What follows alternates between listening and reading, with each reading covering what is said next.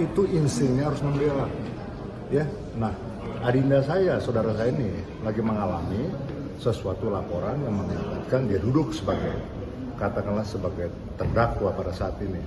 Saya tentunya sebagai lawyer harus punya rasa, harus punya empati, harus punya feeling untuk melakukan pembelaan, baik secara moral. Mestinya saya duduk di sana tuh. Ya, Rosman udah minta saya duduk di sana. Cuma saya katakan, karena memang saya juga punya kesibukan. Mungkin nanti, mungkin beberapa saat bisa saya bergabung, saya akan bergabung melakukan pembelaan yang maksimal kepada saudara saya, kepada adinda saya. Kenapa seperti itu? Karena saya teman sejawat satu, ya. Kemudian kita mengacu kepada azas praduga tidak bersalah, nggak boleh dihakimin.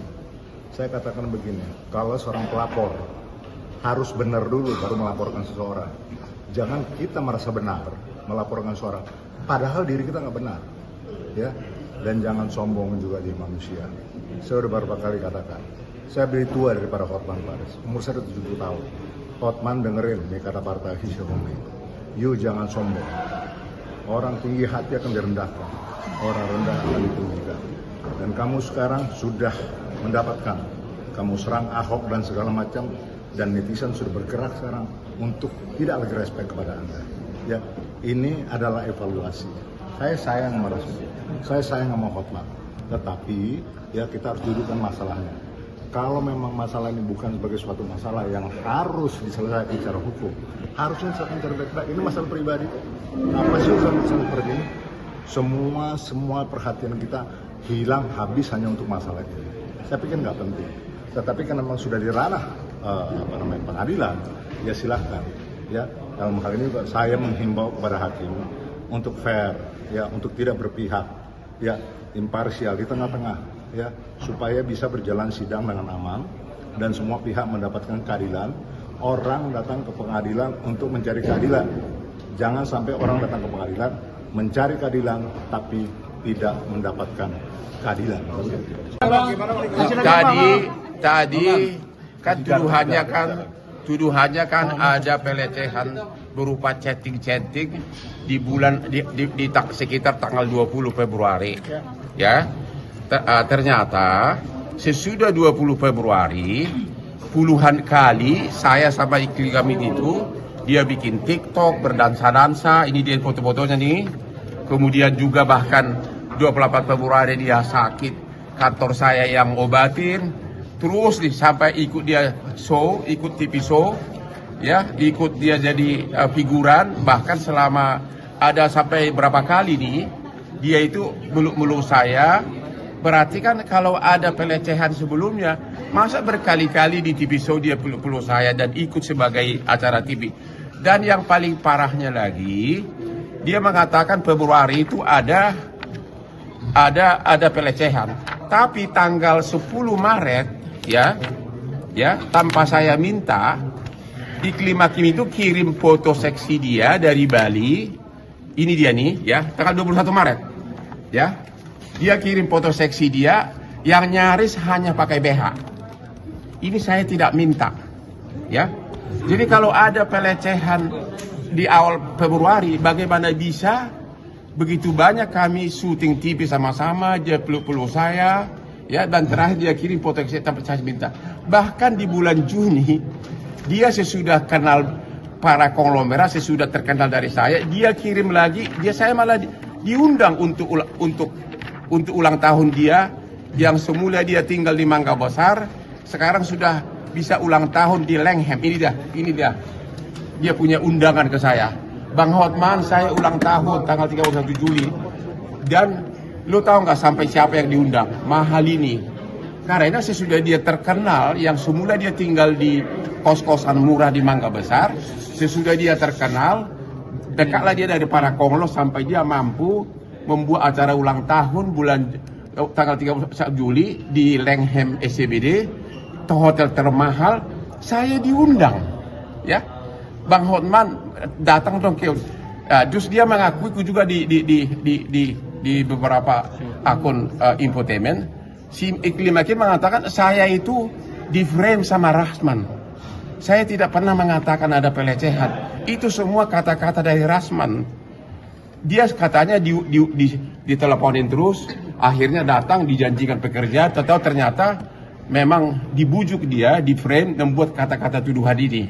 Ya, karena si Rasman itu dendam sama saya, gara-gara dia dipecah Richard Lee, saya dekat sama Richard Lee, dikiranya saya merebut klien. Dan inilah contoh, lihat nih, kalau ada pelecehan, coba lihat nih, ya, coba lihat nih, tanggal 23 Februari, saya lagi sarapan, Iklim Hakim bertiktok ria, menghibur saya, lihat nih.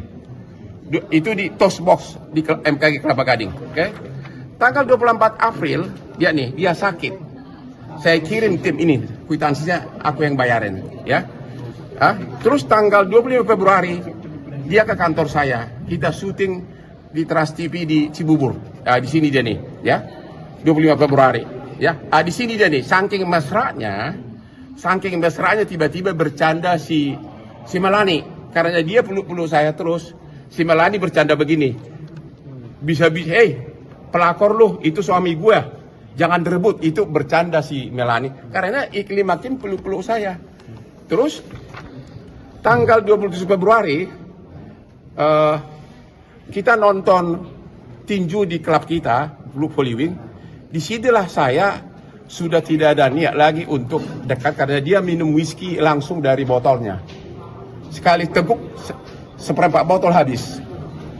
Tapi tanggal 10 Maret, dia betapa mesranya dia sama saya di saljunya di mana ini, di Bintaro, ya. Dia peluk-peluk saya juga, ya. Kemudian